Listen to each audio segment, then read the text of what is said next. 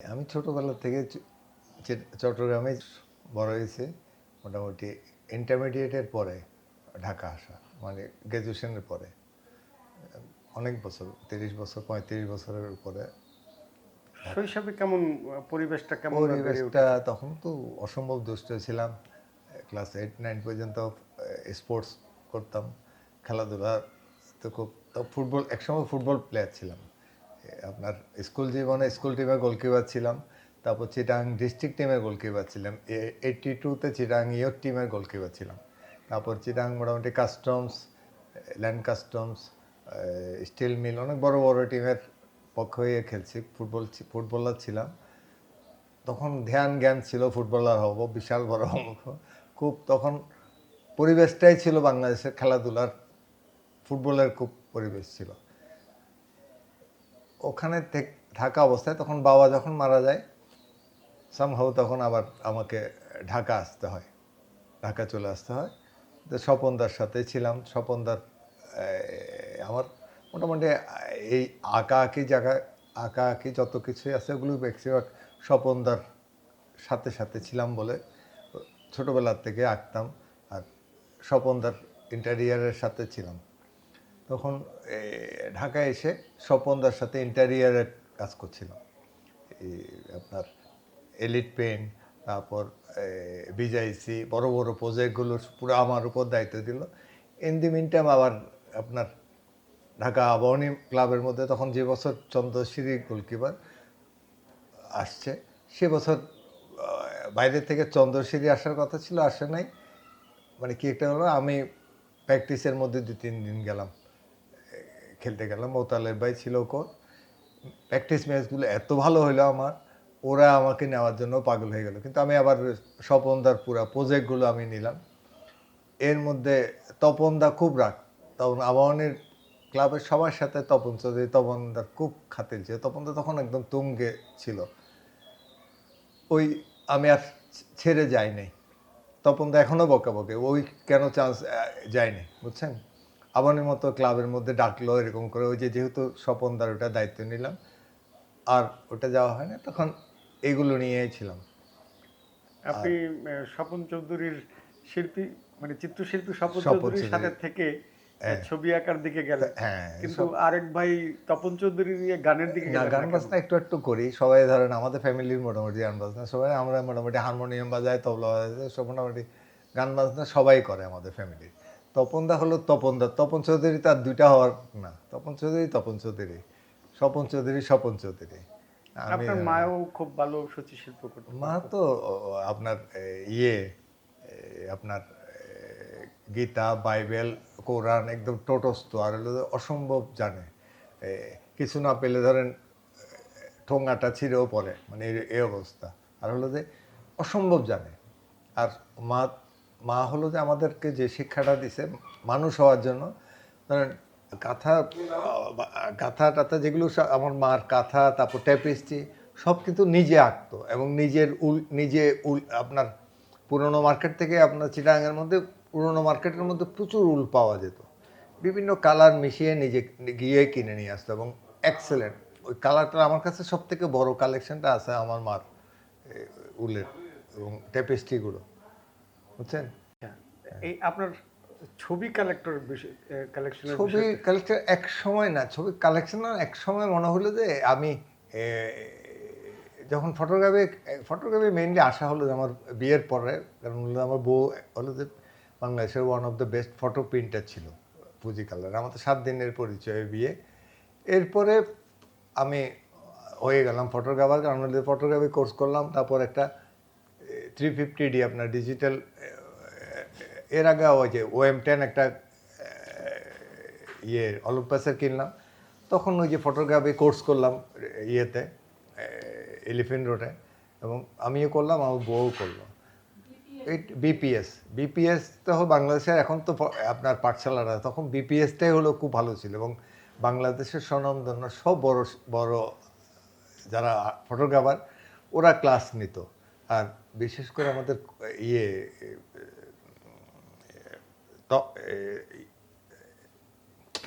চঞ্চল মাহমুদ, আমাদের খুব কাছের মানুষ ছিল, ওনাকে দেখেই আমরা অনেক অনুপ্রাণিত, কারণ হলো যে উনি ভালো ফটোগ্রাফার, বাংলাদেশের মডেল ফটোগ্রাফি তো ওনারে বিশাল বড় একটা দাগ।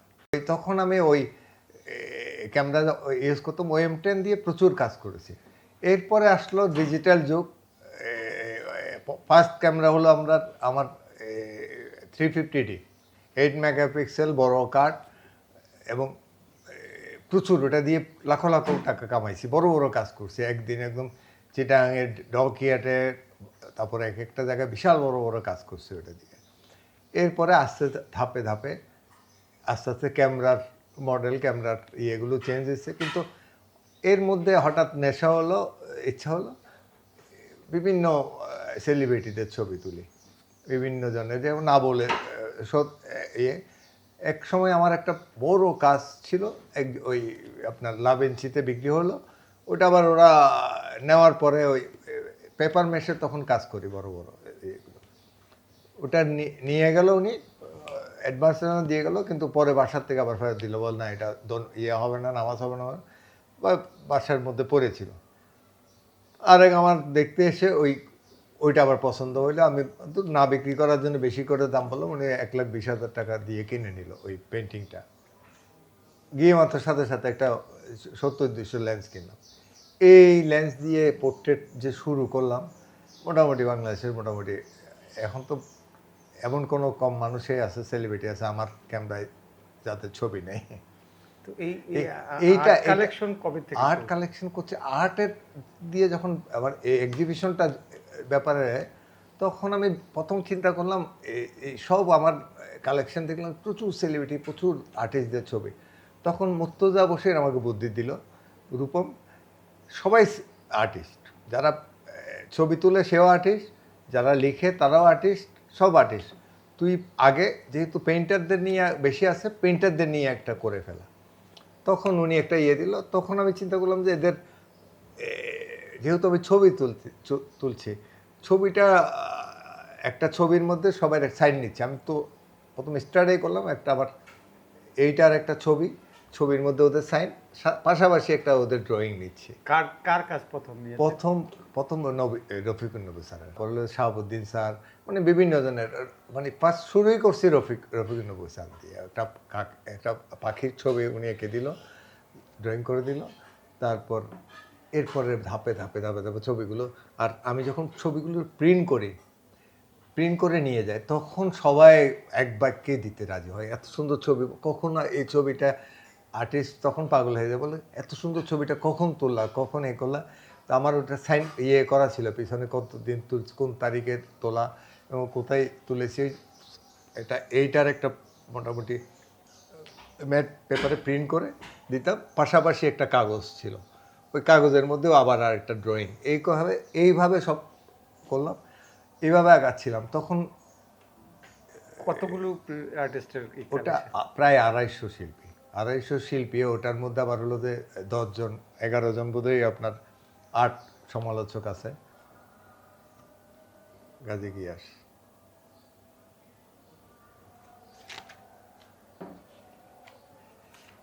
জামাল স্যার,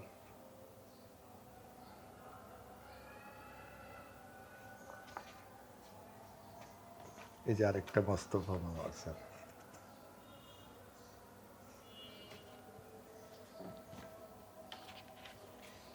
আমার সব অনেক প্রিয় মানুষ অলোকেশ, মানে ওনার সব থেকে বেশি কালেকশন উনি, আর ওনার এত পোর্ট্রেট তুলছি, আর হলো যে এত গালি খেয়েছি, তারপরও আমরা প্রায় মনে প্রাণে আমি ভালোবাসি অলোকেশ দ্বারা। এটা হলো আমাদের মানে ইয়াং আর্টিস্টদের মধ্যে সব থেকে আমার প্রিয় আর্টিস্ট অনুকূল দা।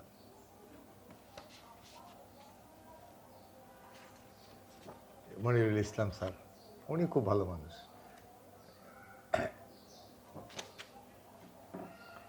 মনিরুল ইসলাম স্যার, মনির স্যারের অনেকগুলো কাজ আছে। মনির স্যার অসম্ভব ভালো একটা মানুষ, আমাকে খুব পছন্দ করে।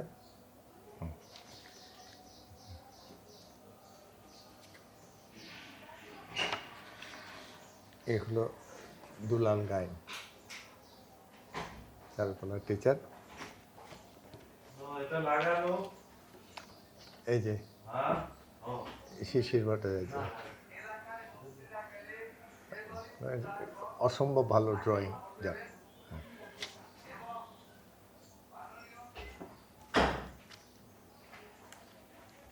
বিশ্বজিৎ গোস্বামী, আমরা একই বিল্ডিংয়ে থাকি, ইয়াংদের মধ্যে খুব ট্যালেন্টেড আর্টিস্ট। এই যে আরেকজন ইয়াং আর্টিস্ট জিয়াউর।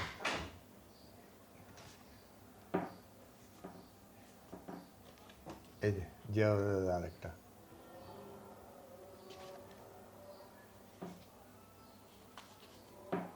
এটা তো বোধহয় ইনুস স্যারের, অসম্ভব গুণী একজন শিল্পী আমাদের দেশের।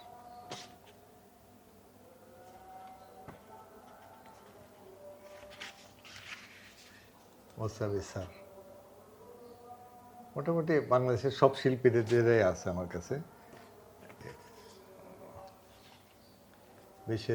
বিশ্বজিতের আরেকটা কাজ।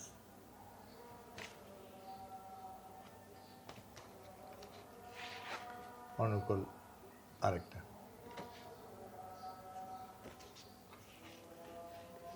দিদি কনক চাপা চাকমা, আমাদের দেশের লিজেন্ড আর্টিস্ট দিদির। এই যে কনক দিয়ে আমাদের দেশের একদম প্রথম সারির একজন শিল্পী। এই যে কনকদের অনেকগুলো আছে।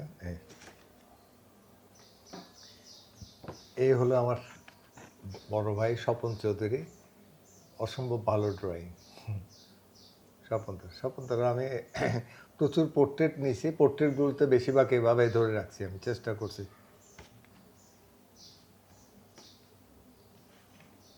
এই যে স্বপনদার ড্রয়িং অসম্ভব ভালো, আমার অসম্ভব পছন্দের।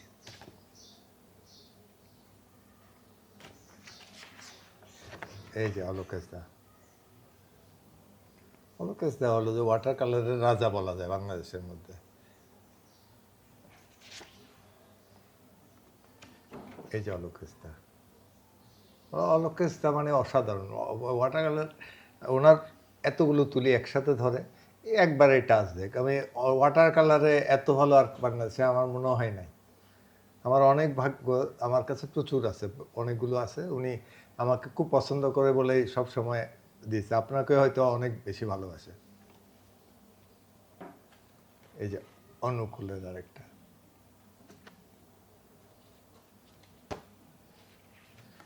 এই যে আরেকজন গুণী শিল্পী আমদালি প্রেমা।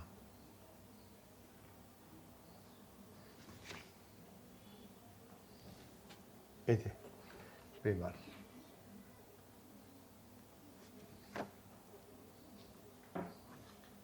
এই হলো বীরেন্দার আরেকটা।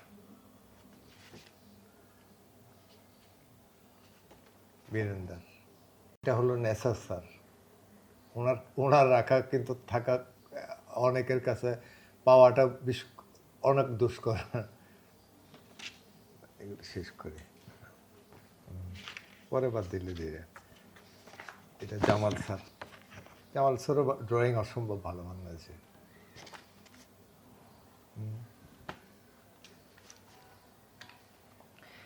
এ হলো এই শাহাবুদ্দিন ভাইয়ের এর মধ্যে ওনার আঁকা, আবার ড্রয়িংগুলো আলাদা আলাদা করা আছে। ওনার 4টে ড্রয়িং আছে, খুব ভালো। এটাও শাহাবুদ্দিন ভাইয়ের। এই 4টার সাথে 2টার সাথে আবার 2টা ড্রয়িং আছে, এটা অন্য জায়গায় আছে। এটা হলো আমার 250 চিত্রশিল্প। এটা খুলে প্রথম ওদের দাম এটা শিল্পীদের নিয়ে 250 চিত্রশিল্পীকে নিয়ে প্রথম পাতা এটা। এই যে আর পিছনেরটা হলো এই ছবিটা আবার আমার ছেলের তোলা। আমেরিকাতে বসে আমি আমার নতুন ক্যামেরা দিয়ে ওকে এবার ছবি তোলানো শিখাইছি, ওই তুলছে। এটা আবার আমার বইটার কভার করেছে আনিসুজ্জামান সোহেল কাছে অনেক কৃতজ্ঞ। উনি এটার জন্য কোনো নেয়নি এবং খুব আন্তরিকতার সাথে করছে।